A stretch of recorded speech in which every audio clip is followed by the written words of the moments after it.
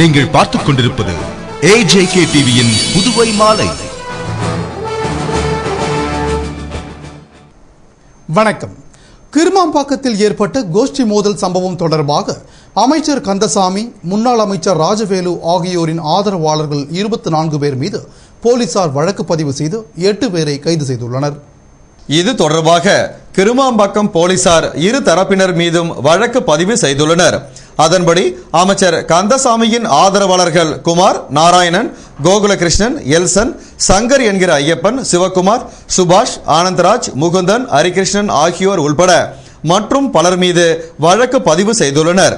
இதேபோல முன்னாள் அமைச்சர் ராஜவேலு ஆதரவாளர்கள் சிவா, ஐயனார், நாராயணன், சந்துரு, கிருஷ்ணராஜ், சண்முகம், கதிரவன், ராஜ்குமார், விஜயகுமார், ராமலிங்கம், ராமு, அகிலன், சிவபாலன், பத்மநாபன் ஆகியோர் உள்பட மற்றும் பலர் மீதும் வழக்கு பதிவு செய்துள்ளனர். இந்நிலையில் இரு தரப்பையும் சேர்ந்த முகுந்தன், ஹரிகிருஷ்ணன், நெல்சன், ஆதிமூலம், தர்மராஜ், மகேஷ்குமார், அழகப்பன், பரமசிவம் ஆகிய 8 பேரை கைது செய்து நீதிமன்றத்தில் ஆஜர்படுத்தி சிறையில் அடைத்தனர். புதுவையில் பெண்கள் அதிக அளவில் வாக்களித்திருப்பது அரசியல் கட்சியினரிடையே கலக்கத்தை ஏற்படுத்தியுள்ளது. புதுவை மாநிலத்தில் உள்ள புதுவை, காரைக்கால், மாஹே, ஏனாம் உள்ளிட்ட 4 பிராந்தியங்களுக்கும் ஒரே கட்டமாக கடந்த 13ஆம் தேதி தேர்தல் நடைபெற்றது. விறுவிறுப்பான வாக்குப்பதிவு நடைபெற்றாலும் கிராமப்புறங்களில் மக்கள் காலை முதல் நீண்ட வரிசையில் 1 மணி நேரம் நின்று வாக்களித்தனர். இதனால் இறுதியாக வாக்கு சதவீதம் 85.12% என்று பதிவானது. இது கடந்த 2006ஆம் தேர்தலில் பதிவான வாக்கு சதவீதத்தை விட அதிகரிக்கும் என்று எதிர்பார்க்கப்பட்ட நிலையில் ஏமாற்றமே மிஞ்சியது. முன்பு 6 லட்சமாக இருந்த வாக்காளர்கள் தற்பொழுது 8 லட்சமாக உயர்ந்து வாக்களிப்பில் பங்கேற்றனர். மேலும் அனைத்து பகுதிகளிலும் பெண்களே அதிக அளவில் வாக்களித்துள்ளனர். இது அரசியல் கட்சிகளிடையே கலக்கத்தை ஏற்படுத்தியுள்ளது. ஏனென்றால் புதிய ஆட்சியை தீர்மானிக்கும் சக்தியாக பெண்கள் உள்ளனர். இதனிடையே அரசியல் கட்சியினரும் பெண்களை கவரும் வகையில் தேர்தல் அறிக்கையை தயாரித்திருந்தனர். ஆனால் எந்த கட்சியின் தேர்தல் அறிக்கை அவர்களை கவர்கிறது என்று தெரியவில்லை. இந்நிலையில் காங்கிரஸ் மற்றும் என்ஆர் காங்கிரஸ் கட்சியினர் பெண்களின் ஓட்டு தங்கள் கூட்டணிக்கே என்று நம்பியுள்ளனர். எனவே மே 13ஆம் தேதி எப்போது வரும் என்று வேட்பாளர்கள் எதிர்பார்த்து உள்ளனர். கிறிஸ்தவர்களின் தவக்காலத்தை முன்னிட்டு ரயில் நிலையம் அருகே உள்ள தூய இதய ஆண்டவர் கோயில் வீதியில் சிலுவை பாதை நடைபெற்றது. கிறிஸ்தவர்களின் 40 நாள் தவக்காலம் மார்ச் 9ஆம் தேதி தொடங்கியது.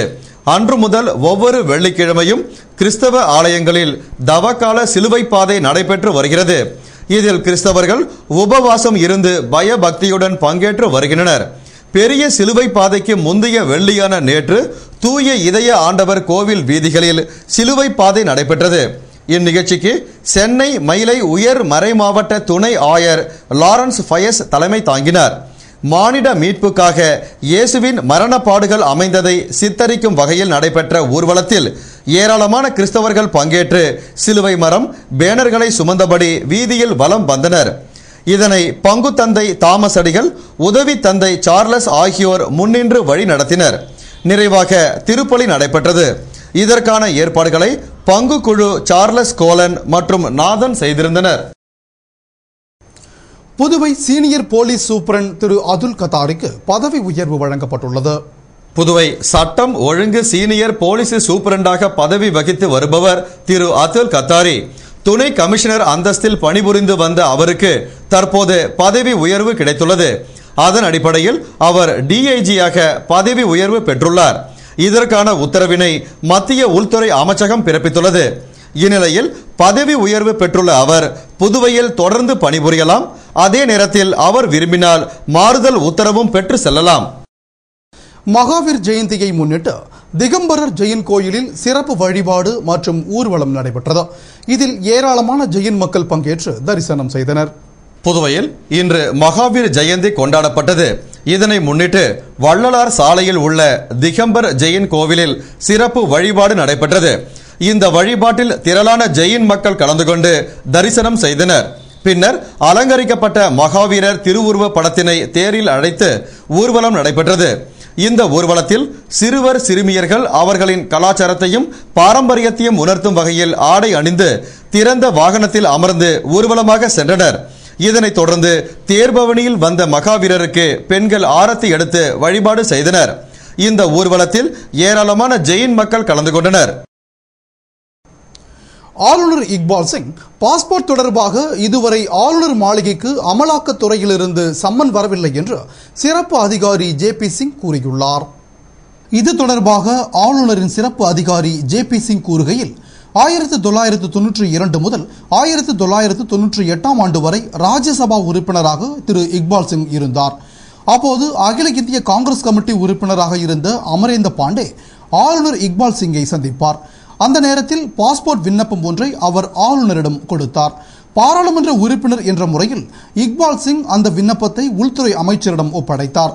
அதை உள்துறை அமைச்சகம் பாட்னாவில் உள்ள மண்டல பாஸ்போர்ட் அலுவலகத்திற்கு அனுப்பி வைத்தது. இதில் எந்த முறைகேடும் நடந்ததாக தெரியவில்லை. இது திட்டமிட்டு உருவாக்கப்பட்ட கட்டுக்கதை. மேலும் இது தொடர்பாக டெல்லியில் இருக்கும் ஆளுநரிடம் தொலைபேசியில் கேட்டதற்கு தனக்கு சம்மன் வரவில்லை என்றார். இதுவரை ஆளுநர் மாளிகைக்கும் அமலாக்கத்துறையிலிருந்தோ ஏஜென்சி மூலமோ சம்மன் வரவில்லை என்று அவர் கூறினார். கடுமையான வெயில் வாட்டி வதைப்பதால் மக்கள் அவதிக்குள்ளாகியுள்ளனர்.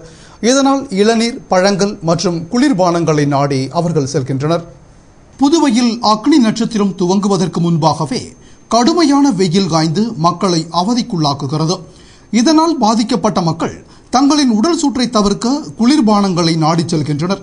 எனவே பகல் நேரங்களில் எலுமிச்சம்பழம், சாத்துக்குடி போன்ற பழ வகைகளின் பழச்சாறு கடைகளிலும் ஐஸ்கிரீம் கடைகளிலும் கூட்டம் அலைமோதுகிறது. என்னதான் குளிர்பானங்களை குடித்தாலும் மக்களுக்கு நுங்கு, தர்பூசணி, இளநீர், வெள்ளரி பிஞ்சு, வெள்ளரி பழம் போன்ற குளிர்ச்சி அளிக்கும் இயற்கை உணவுப் பொருட்களை உண்பதில் உள்ள அலாதியான சுகமே தனிதான். எனவே விற்பனைக்காக வந்துள்ள வெள்ளரி பிஞ்சு, இளநீர், தர்பூசணி, நுங்கு, வெள்ளரி பழம் ஆகியவை விற்கும் கடைகளில் நின்று மக்கள் ஆர்வமுடன் அவற்றை உண்பதுடன் தங்கள் வீட்டில் உள்ளோருக்கும் வாங்கிச் செல்கின்றனர். எனவே இவற்றின் வியாபாரம் சூடுபிடித்து அமோகமாக உள்ளது என்று வியாபாரிகள் மகிழ்ச்சியாக கூறுகின்றனர். உலகம் முழுவதும் தினமும் 7200 குழந்தைகள் இறந்தே பிறக்கின்றன என்று ஆய்வில் தெரியவந்துள்ளது. பொதுவாக உலகில் குழந்தைகள் பிறப்பு விகிதம் அதிகரித்து வரும் வேளையில் இறப்பு விகிதமும் கூடிக்கொண்டே வருகிறது. குறிப்பாக தாயின் வயிற்றுக்குள்ளே அவை இறந்து பிறக்கின்றன. இவ்வாறு தினமும் 7200 குழந்தைகள் இறந்தே பிறக்கின்றன. கடந்த 2009 ஆண்டில் மட்டும் உலகம் முழுவதும் 26 லட்சம் குழந்தைகள் இறந்து பிறந்துள்ளன. வருமானம் குறைந்த நடுத்தர வருமானம் உள்ள நாடுகளில்தான் அதிக அளவில் குழந்தைகள் இறப்பு நடக்கின்றன. அதிலும் இந்தியா, சீனா, வங்காளதேசம் உள்ளிட்ட 10 நாடுகளில் மட்டுமே 68% குழந்தைகள் இறந்தே பிறக்கின்றன.